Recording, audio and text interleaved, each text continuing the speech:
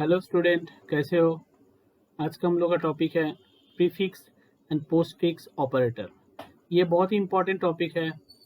ये 1-2 मार्क्स का क्वेश्चन आते रहता है प्रीफिक्स पोस्टफिक्स ऑपरेटर्स को लेके। काफ़ी स्टूडेंट में ये प्रीफिक्स पोस्टफिक्स ऑपरेटर्स को लेके काफ़ी कन्फ्यूजन है। आज हम इस वीडियो के थ्रू ये कन्फ्यूजन को मिटाएंगे और कुछ एग्जाम्पल भी साथ में देखेंगे, जिसके थ्रू हम लोग प्रीफिक्स सफिक्स में जितना भी प्रॉब्लम है वो हम लोग ओवरकम करेंगे। सो हम लोग वीडियो स्टार्ट करते हैं। प्रीफिक्स और पोस्टफिक्स ऑपरेटर किस तरह से काम करते हैं वो देखते हैं।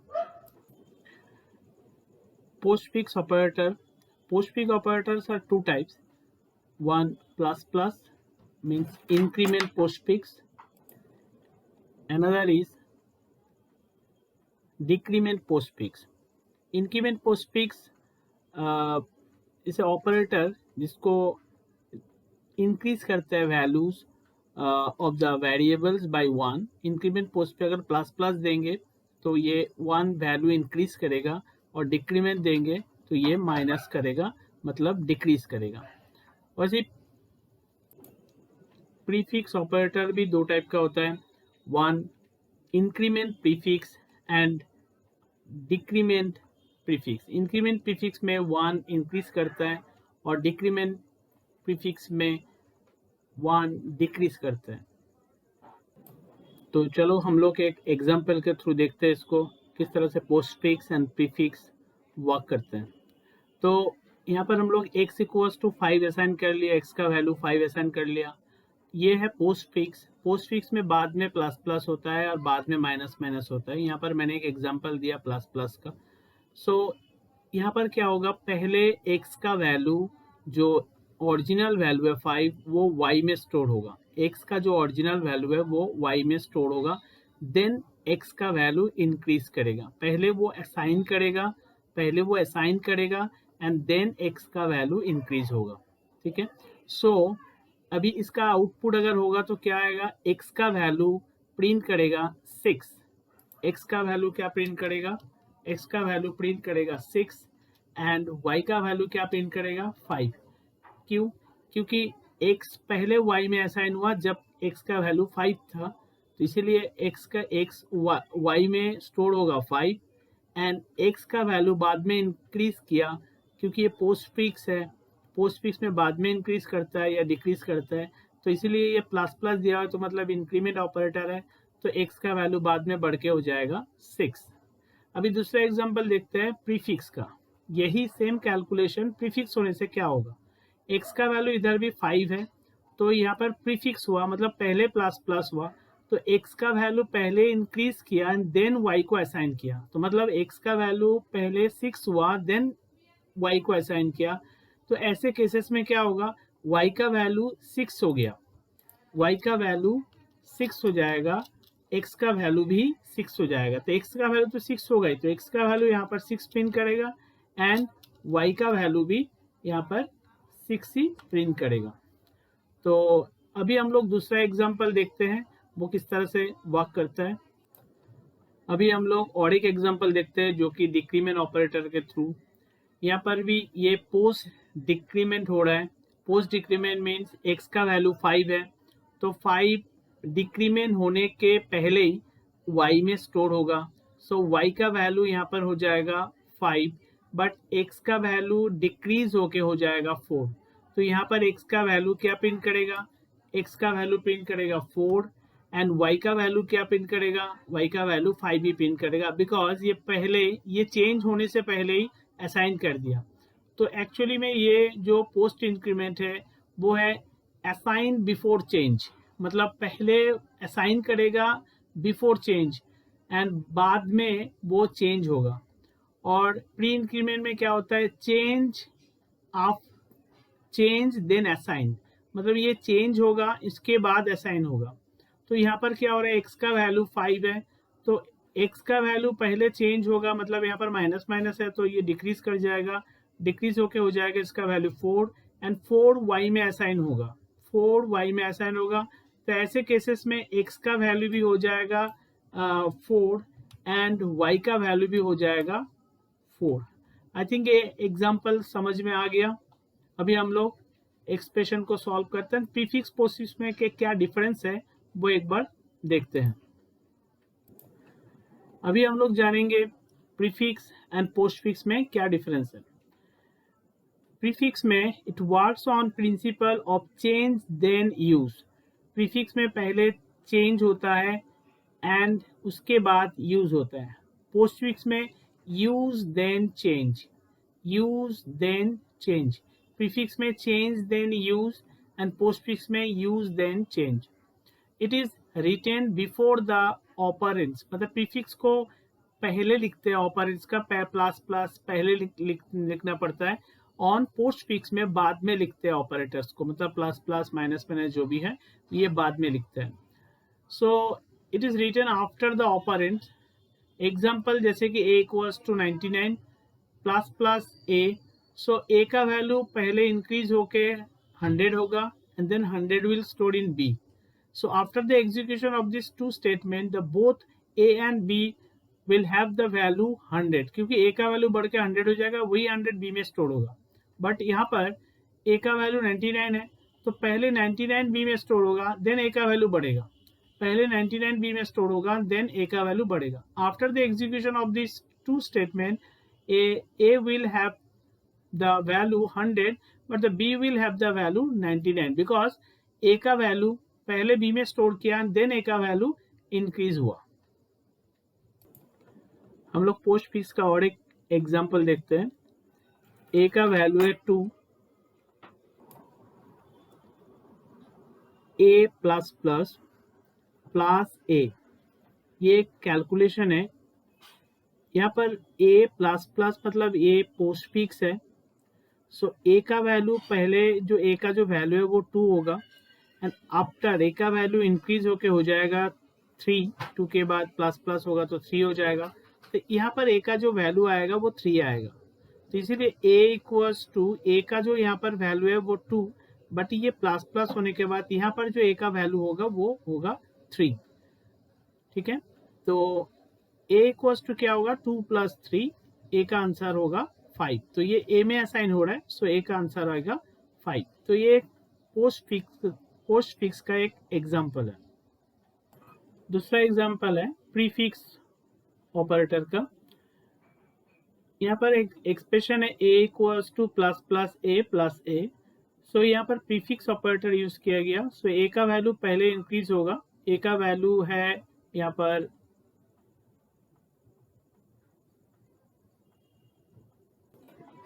एज्यूम कर रहे हैं a का वैल्यू 4 है, 3 है, तो 3 प्लस प्लस 3 प्लस प्लस, तो इसका वैल्यू पहले हो गया 4। तो ये 4 होने के कारण ये जो यहाँ पर a है इसका भी वैल्यू हो गया 4। तो a का वैल्यू है 4 प्लस प्लस होने के बाद a का वैल्यू 3 से हो गया 4 एंड यहाँ पर a का जो वैल्यू है ये भी हो जाएगा 4। तो 4 प्लस 4 a का वैल्यू हो जाएगा 8। प्रीफिक्स में पहले इंक्रीज होता है एंड बाद में असाइन होता है। पहले इंक्रीज हुआ, इसके बाद a का वैल्यू जो हुआ वो असाइन होगा। अभी हम लोग एक प्रैक्टिकल प्रॉब्लम को सॉल्व करते हैं। पहले हम लोग ये जो एक्सप्रेशन है पूरा एक्सप्रेशन को हम लोग लिख लेते हैं यहाँ पर। अभी लिखेंगे a इक्वल्स टू c का वैल्यू क्या दिया हुआ है यहाँ पर 9। सो 9 पहले प्लस प्लस हो रहा है तो हम लोग लिखेंगे यहाँ पर 8 प्लस b का वैल्यू है 20, तो b का डायरेक्टली हम लोग 20 लिख देंगे एंड प्लस a का वैल्यू पहले प्लस प्लस है मतलब प्री इंक्रीमेंट है। सो a का वैल्यू 10 है, हम लोग इधर लिखेंगे 11 बिकॉज a का वैल्यू प्री इंक्रीमेंट है तो ये पहले प्लस प्लस होके 11 हो जाएगा। सो a इक्वल्स टू a का वैल्यू यहाँ पर अभी कैलकुलेशन करेंगे। 8 प्लस 20 हो जाएगा 28 plus plus 11। So a equals to हो जाएगा 28 प्लस 11 हो जाएगा 39। सो ये हो गया इसका आंसर। समझ में आया?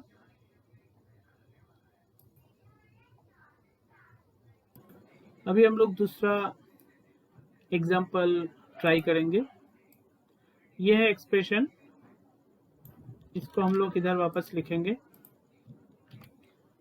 अभी इसका सॉल्व करेंगे। n का वैल्यू दिया हुआ है यहाँ पर 15, तो ये प्री इंक्रीमेंट है, सो 15 प्लस प्लस है, तो यहाँ पर हम लोग डायरेक्ट 16 लिखेंगे इंटू 2। 16 इंटू 2 हो जाएगा 32। तो ये एक्सप्रेशन का थ्रू जो रिजल्ट आएगा वो आएगा 32। ये दूसरा एक्सप्रेशन है, n का वैल्यू 15 दिया हुआ है, सो यहाँ पर हम लोग 15 ही लिखेंगे क्योंकि n का वैल्यू बाद में प्लस प्लस हुआ, इंटू 2, तो 15 इंटू 2 यहाँ पर हो जाएगा 30। हम लोग नेक्स्ट वाला कैलकुलेशन करते हैं। दूसरा एग्जांपल है, ये एक्सप्रेशन को डायरेक्टली हम लोग लिखेंगे। अभी इसका वैल्यू पुट करेंगे। यहाँ पर एक नया चीज है, ये m माइनस इक्वल्स टू है, तो ऐसे केसेस में हम लोग को m equals to m minus, और ये पूरा जो पार्ट है इसको अलग से ब्रैकेट में लिख देंगे। ये जो पूरा पार्ट है इसको अलग से हम लोग को ब्रैकेट में लिख देंगे। अभी हम लोग इसका वैल्यू पुट करेंगे। m का वैल्यू कितना है 10, माइनस ब्रैकेट के अंदर इसका वैल्यू लिखेंगे 9 मॉड्यूल, n का वैल्यू 6 है, पहले प्लस प्लस है तो हम लोग लिख देंगे यहाँ पर 7, प्लस n का वैल्यू यहाँ 7 हो गया, यहाँ पर 7 प्लस प्लस होगा तो 8 डिवाइडेड बाय 2। सो अभी हम लोग इनसाइड ब्रैकेट का काम पहले करेंगे। माइनस इनसाइड ब्रैकेट में 9 मॉड्यूलस बाय 7, तो इसका आंसर आएगा 2, रिमाइंडर 2 आ रहा है, प्लस 8 डिवाइडेड बाय 2, तो इसका आंसर आएगा। हम लोग अभी एक ही लाइन में दो कैलकुलेशन नहीं करेंगे, तो हम लोग सेपरेट लाइन यूज करेंगे कैलकुलेशंस के लिए। 10 माइनस यहाँ पर 2 प्लस 8 डिवाइडेड बाय 2 कितना होगा 4। ये अच्छा है, अगर हम लोग अलग अलग लाइन में अलग अलग कैलकुलेशन करेंगे तो इससे मिस्टेक होने का चांसेस कम रहता है। सो अभी हम लोग 2 प्लस 4 हो जाएगा 6। सो अभी हम लोग 10 से उसको माइनस करेंगे, तो 10 माइनस 6 हो गया 4। तो ये हो गया इसका कैलकुलेशंस एंड उसका result.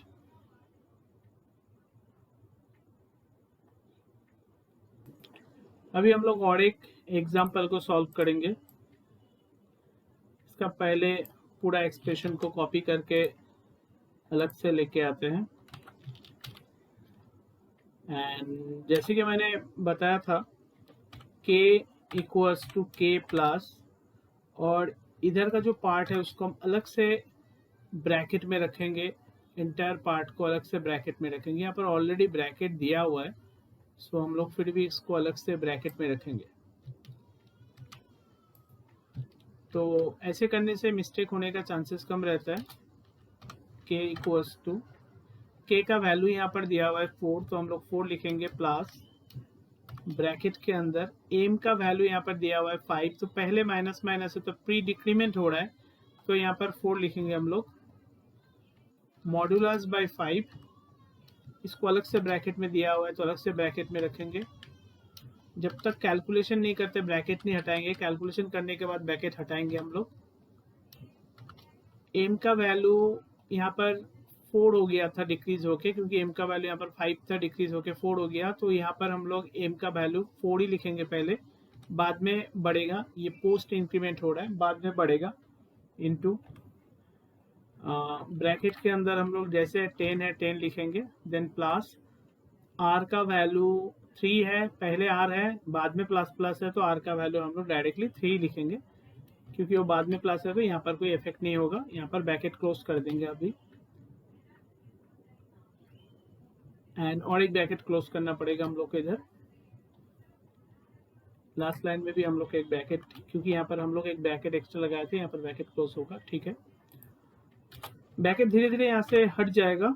k equals to 4 plus यहाँ पर अभी कैलकुलेशन करेंगे, 4 को 5 से मॉड्यूल करेंगे, 4 छोटा नंबर है, 5 से मॉड्यूल करेंगे तो 4 ही आएगा, क्योंकि 4 छोटा नंबर है, बड़ा नंबर से जब मॉड्यूल करते हैं तो रिमाइंडर 4 ही आएगा।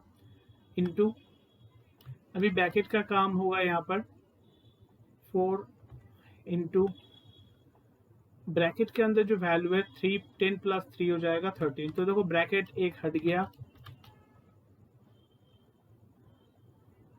अभी वापस नेक्स्ट लाइन में आ जाएंगे, equals to 4 plus 4 into bracket में 4 इंटू 13 करना पड़ेगा।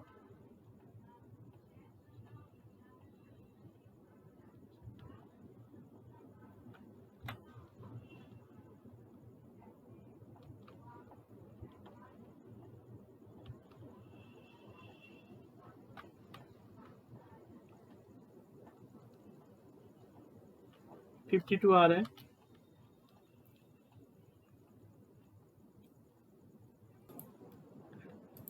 अभी हम लोग k इक्वल्स टू 4 प्लस यहाँ पर 4 इंटू 52 पहले होगा जो कि 108 होगा। अभी k इक्वल्स टू 108 प्लस 4 हो जाएगा 212, 8 प्लस 4 हो जाएगा 12, तो 212 हो जाएगा। ये हो गया आंसर। तो इस तरह से हम लोग इसका सॉल्व करेंगे। तो यहाँ पर बोला हुआ था what is the value of के आफ्टर इवैल्यूएटिंग, तो वैल्यू ऑफ के इज 212। हम लोग और एक एक्सप्रेशन को सॉल्व करेंगे आज।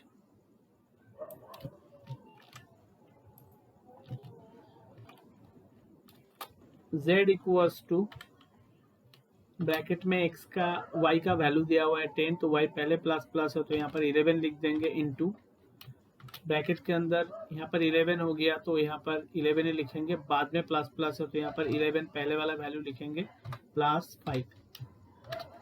तो अभी ब्रैकेट का काम पहले होगा, z इक्वल्स टू ब्रैकेट के अंदर 11, जब दो ब्रैकेट रहता है तो इनसाइड वाला ब्रैकेट का काम पहले करना होता है, 11 प्लस 5। सो यहाँ पर क्या हुआ, 11 इसका वैल्यू बढ़ के हो गया 11, y का वैल्यू बढ़ के हो गया 11, पहले 10 था प्लस प्लस हो गया 11 हो गया, इनटू यहाँ पर y पहले है इसलिए 11 ही लिखा। अगर ये प्लस प्लस आगे रहता तो हम लोग इसको 12 लिखता, लेकिन अभी ये 11 है। लेकिन अब इसके बाद अगर कहीं पर y यूज होता तो वहाँ पर 12 लिखता, क्योंकि बाद में इसका वैल्यू बढ़ गया था, तो और कहीं पर नहीं है तो इसलिए नहीं लिखा। तो अभी 11 प्लस 5 हो गया 16। अभी 11 प्लस 16 हो जाएगा 176। सो z का वैल्यू होगा 176। अभी यहाँ पर और एक एग्जांपल है, इसको भी हम लोग सॉल्व करेंगे। देखते हैं कैसे करते हैं। पहली जो एक्सप्रेशन है इसको एज इट इज लिख देंगे। अब इसका वैल्यू पुट करेंगे। वैल्यू पुट करने का जो तरीका है वो बहुत अच्छा से देखना पड़ेगा। a इक्वल्स टू, क्योंकि यहाँ पर प्लस है तो a को हम इधर लिखेंगे प्लस, एंड ब्रैकेट के अंदर ये पूरा पार्ट को हम लोग ब्रैकेट के अंदर लिखेंगे।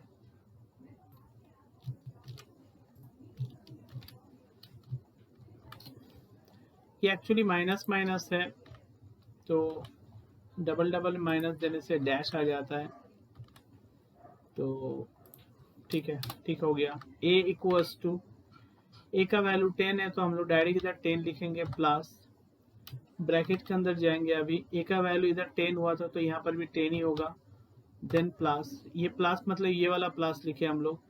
अभी ये 10 बढ़ के हो गया 11, अभी ये 11 प्लस प्लस होके यहाँ पर हम लोग लिखेंगे 12।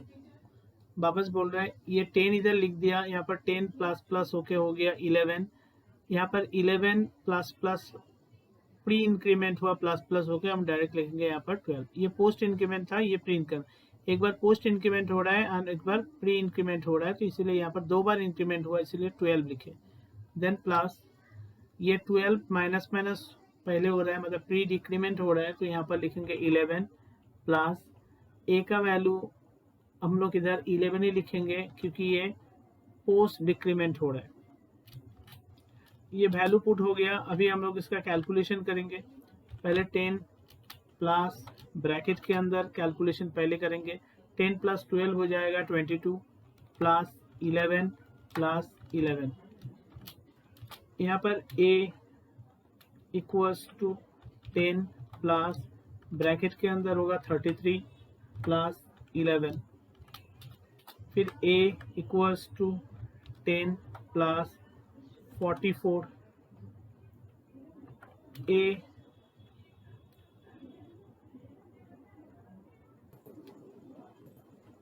इक्वल्स टू 10 प्लस 44 हो जाएगा 54।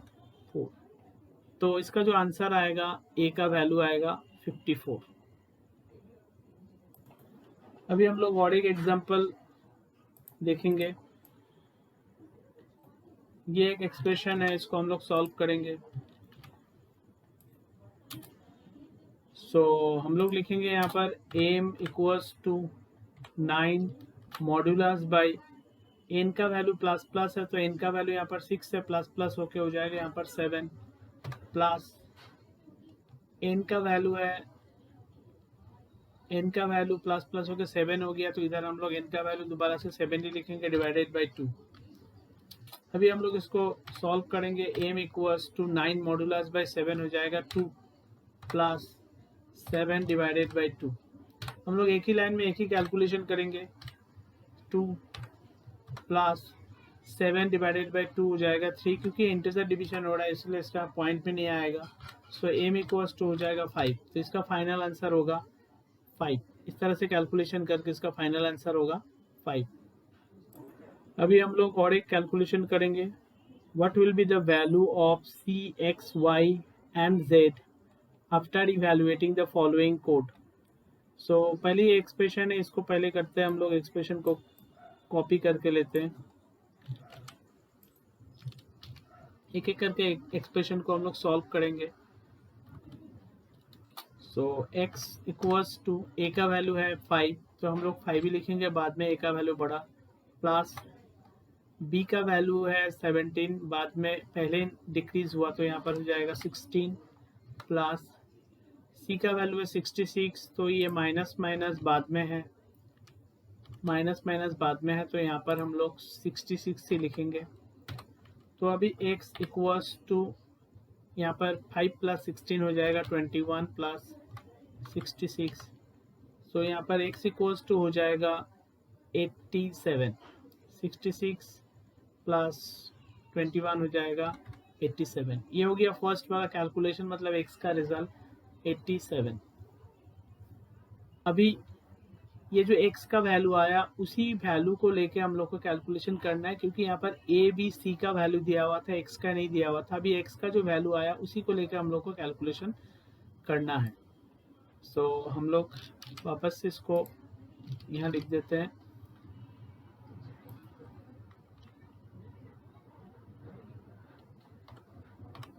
यहाँ पर हम लोग को पहले वाला जो वैल्यू है a का और b का उसको भी हम लोग को याद रखना है, क्या है।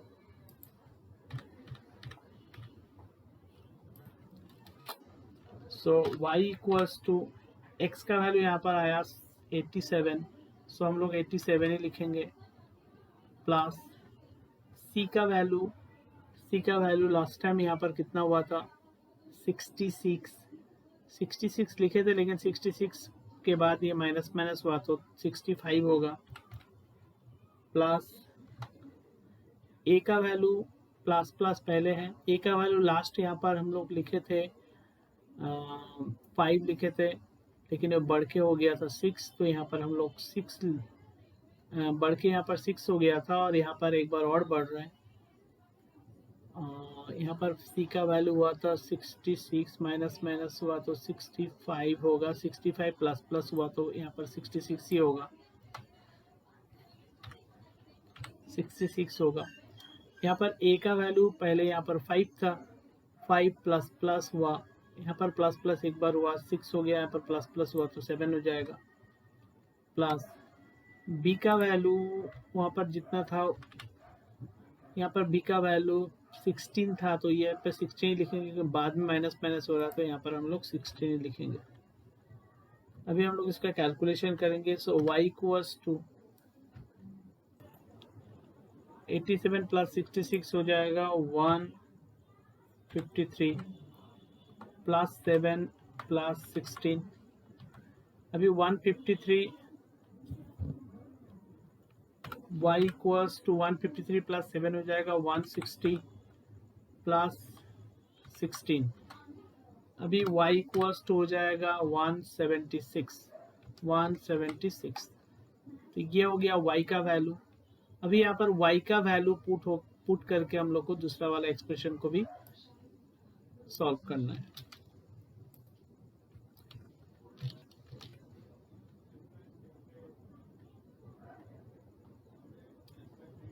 सो z इक्वल्स टू x का वैल्यू यहाँ पर 87 था, 87 ही बैठा, लेकिन ये बढ़ के हो गया 88 है, यहाँ पर हो जाएगा 89।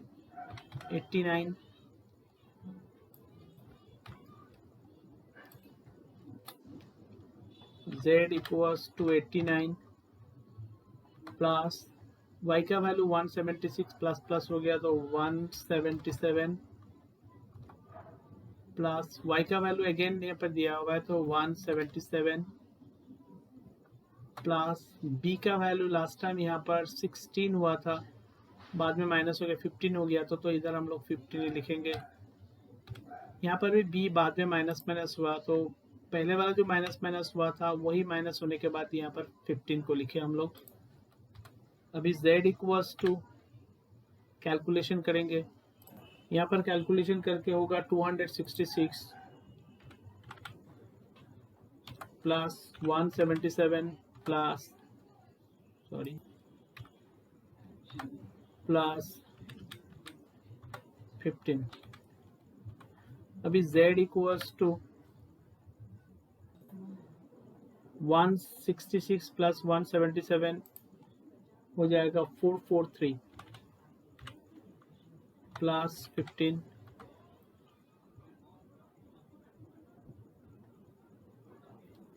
z इक्वल्स टू हो जाएगा 458। ये हो गया z का वैल्यू। सो क्लास में क्वेश्चन में होगा c का वैल्यू कितना हुआ था। c का वैल्यू फाइनली c का वैल्यू c लास्ट में यहाँ पर यूज हुआ। c का वैल्यू 66 हो गया था c का वैल्यू। x का वैल्यू हुआ था, x का फाइनल वैल्यू हम लोग को लास्ट में लेना पड़ेगा 89। सो यहाँ पर c इक्वल्स टू होगा 66, x इक्वल्स टू होगा 89, x इक्वल्स टू होगा 89 एंड y इक्वल्स टू होगा 77, 177, बाद में प्लस प्लस हुआ तो 178 एंड z का वैल्यू अभी जो आया 458। ये हो गया इसका आंसर। तो स्टूडेंट, आई होप ये समझ में आया होगा सिंप्लीफिकेशन। हम लोग नेक्स्ट वीडियो में आएंगे। अगर ये वीडियो अच्छा लगा तो इसको लाइक शेयर करना। Thank you.